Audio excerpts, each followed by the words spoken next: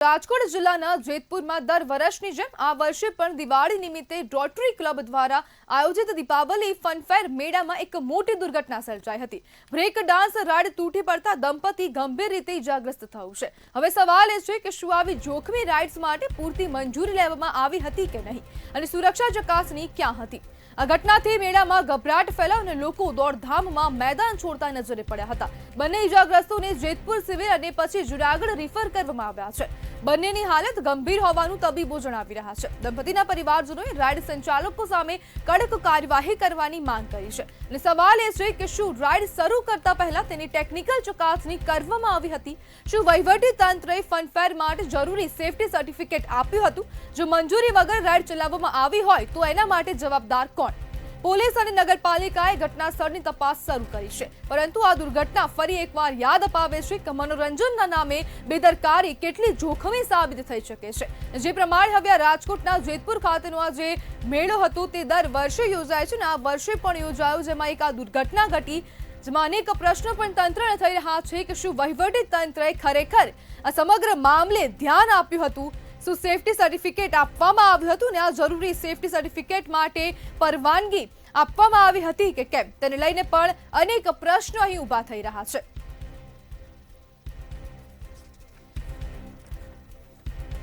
આપણી સાથે જેતપુરના શહેર પ્રમુખ કોંગ્રેસના ગોવિંદભાઈ જોડાઈ ગયા છે। ગોવિંદભાઈ, દુર્ઘટનાના જવાબદાર કોણ? હવે આમાં કોને જવાબદાર ગણાવી શકાય, સ્થાનિક વહીવટી તંત્રને કે પછી જે રાઇડ સંચાલકો છે તેમને? એમાં તો જોઈએ તો સ્થાનિક વહીવટી તંત્ર જેમ કે મામલતદાર શ્રી છે, ઉપરની ઓથોરિટી, ડેપ્યુટી કલેક્ટર, કલેક્ટર, જેને કે જે રાઇડ્સ હોય તેનું પેલા સેફટી સર્ટિફિકેટ એની ટેસ્ટિંગ થવું જોઈએ, તે તાજેતરનું હોવું જોઈએ। તેમજ તેની ટીમ દ્વારા તમામ આખા મેળાની જે કઈ રાઇડ્સ હોય કે કોઈ પણ મનોરંજનનું સાધન ગોઠવેલું હોય તેની પૂર્ણ ચકાસણી કર્યા બાદ તેની સર્ટિફિકેટ આપવામાં આવે। તેમજ નગરપાલિકા છે, તેમજ વહીવટી તંત્ર છે, તેમજ આયોજકો છે, તેમને સાથે રાખીને બધી કામગીરી થઈ હોય અને ત્યારબાદ 100% ક્લિયર હોય તો જ એને સર્ટિફિકેટ આપી શકાય, નકર એને ફેલ ગણવું જોઈએ। અત્યારે જોવામાં આવીએ તો આ રાઇડ ફેલ ગણાય અને તેનું કેવી રીતે વહીવટી તંત્રએ મંજૂરી આપી હતી તે પણ એક સવાલ છે અને જેને કારણે નિર્દોષ લોકોનો આમાં ભોગ લેવાઈ ગયેલો છે। ગોવિંદભાઈ, મહત્વપૂર્ણ છે કે આ જે રાઇડ સંચાલક છે તેની પાસે સેફટી સર્ટિફિકેટ હતું, છતાં પણ દુર્ઘટના કેમ? સર્ટિફિકેટ જે કઈ હોય છે તે ઓફિશિયલી હોય છે, ખરેખર વાસ્તવિક દ્રષ્ટિએ તો જોયા બાદ જ આપવું જોઈએ। એવું કોઈ પંચનામું થયેલું હોય તો સાબિત ગણાય કે સર્ટિફિકેટ યોગ્ય જગ્યાએ જોઈ ચકાસણી કરીને આપ્યું, એવું તો કઈ બન્યું નથી। ગોવિંદભાઈ, હવે સુરક્ષા સ્ટાન્ડર્ડ અને જે પ્રમાણેની આ જે સુવિધાઓ હતી અને સુરક્ષાને લઈને જે પ્રકારની ગાઈડલાઈન હતી તેમાં બેદરકારી કેમ દાખવવામાં આવી?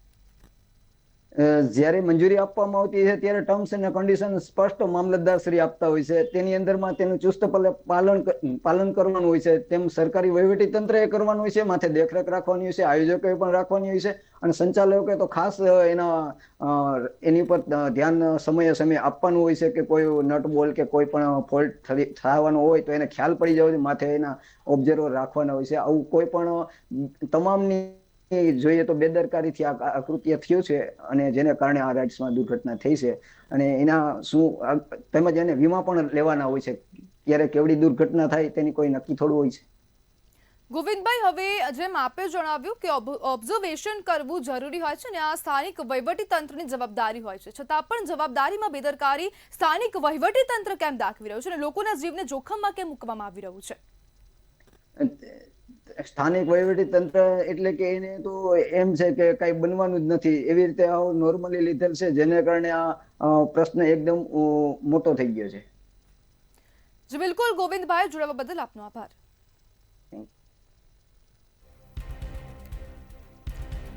વહીવટી તંત્રએ મંજૂરી આપી કે પછી નિયમો તોડવામાં આવ્યા છે તેને લઈને પણ અનેક પ્રશ્નો ઊભા થઈ રહ્યા છે કે જ્યારે જેતપુરમાં દીપાવલી ફનફેર મેળામાં બ્રેક ડાન્સ જે રાઇડ હતી તે તૂટી પડીને આ સમગ્રમાં એક દંપતી ઇજાગ્રસ્ત થયું છે।